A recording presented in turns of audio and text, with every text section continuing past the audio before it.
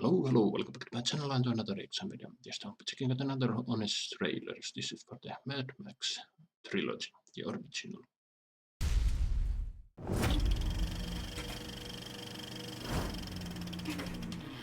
You loved Fury Road. You're I did. pumped for Furiosa. But have you witnessed the first Mad Max trilogy? Buckle up. It's gonna be a bumpy ride. Mad Max, Road Warrior, and Beyond Thunderdome. Pay your respects to George Miller. Once he was a doctor saving lives. Now he's one of two Aussies saving theaters. We come to this place for magic. And the most versatile man in doomsday cinema. Whether he's gently teaching kids to care for the environment or bashing grown-ups over the head with what happens if we don't, this high-octane octogenarian isn't just a visionary, but the creator who inspired Fallout, What's a little fallout, Really? huh? the Saw franchise, Is it true or just? In 5 minutes. and Babe 2, Pig in the City. That's where Buttertown gets its energy. Do you think this is what got him the Babe 2 gig? Literal pig experience? That'll do, pig. That'll do. Continuity is for nerds, because Mad Max is one of those ever-shifting legends, like Jake from State Farm. In the beginning, he's a devoted cop and leather daddy. You're a winner, Max. You're on the top shelf. But when his wife tragically forgets how to turn left and or right, he'll become a legend, half remembered by generations of weird feral orphans. But most of all remembers the man who finded us. He lives now, only in my memories. Even though the one consistent thing about Max is he wants no part of OPP, other people's problems. I want you to drive the tank. Sorry? You got the wrong guy. It's been a pleasure doing business with you, but I'm leaving. Listen to me. Save it. I'm just here for the gasoline. Saddle up for the first Mad Max, a film that takes place in Australia, if there were even less going on. As Max battles against foes like the wild animals of Toe Cutter's gang.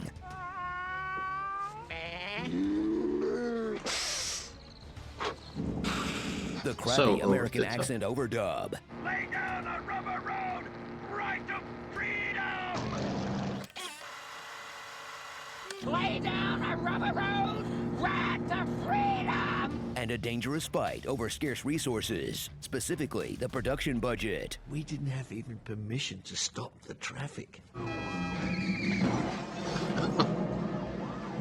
Everything gets way more dystopian in Mad Max 2, The Road Warrior. So, 7-8 years from now, we're still very much in Australia. I, Snake, I tried it, I'm gonna eat it. Society has traded their guns in for crossbows. I mean, lack of resources, so that income's harder than harder to make. But even though gas goes bad in Stuff. 3 to 6 months, gearhead culture is stronger than ever, Daddy-O. The last of the V8 interceptors. The rig! How is she? The radiator's damaged at the core and a fractured injector line. Max will run afoul of Lord Humongous, the only guy with pre-workout in the post-apocalypse. Plus his chief enforcer, Wes, who would kill it in Drag Race All-Stars in every sense of those words. Polycotton blends were the first victim of the wasteland. Only fetish gear survived. Finally, slam the brakes on quality for Mad Max 3, Beyond Thunderdome. In this awkward blend of someone's Peter Pan-ass script with the Mad Max franchise. Fly, Walker, fly! That ditches the cars and grit for Cirque du Soleil cast disputes. That was hilarious. Children who are basically a pack of shaved Ewoks. And legend of rock Tina Turner as the only person with a mullet to rival Mel Gibson's. It's just too bad they wasted her on a poop-based scheme. Methane comes from pig So cinch up your leather harness, loot the nearest available corpse, and floor it through one of the most original, imaginative action trilogies of all time that birthed a whole genre of dystopian cinema and launched the absolutely mad career of Mel Gibson. Shame he got canceled for one little outburst. If you get by a pack of it'll be your fault. Okay, 2, 3, 4. Give me 5. How about 6? 7? Do I have 7 here?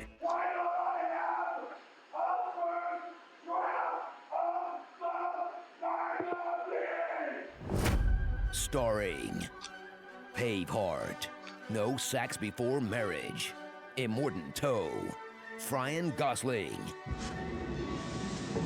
Tom of Auckland, Big Chungus, Mohawk, Mo Problems, Good Dog, Bad Dog, Will Poulter. Hey, it's that one goon from Ace Ventura 2. Ike and Tina.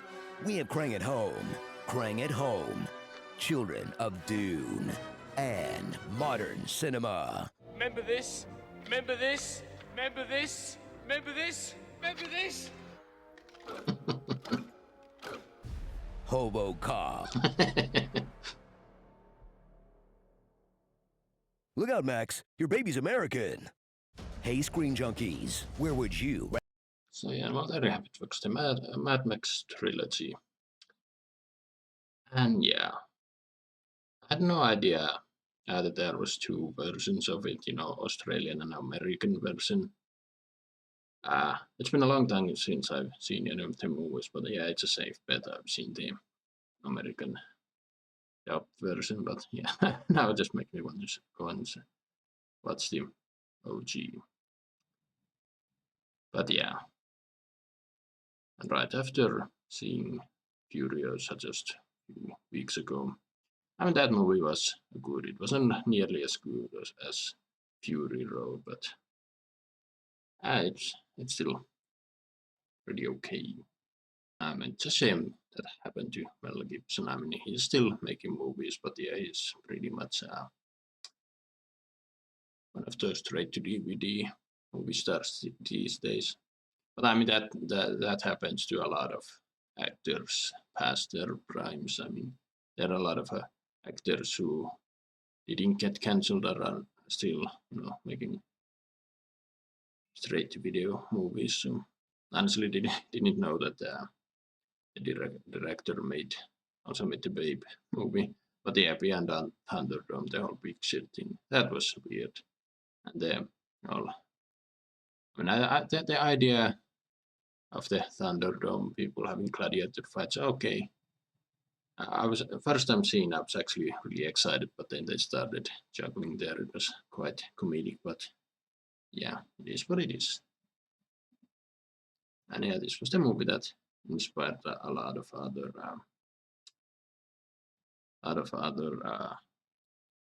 dystopian post-apocalyptic stuff, but it wasn't the first. There were several others, probably.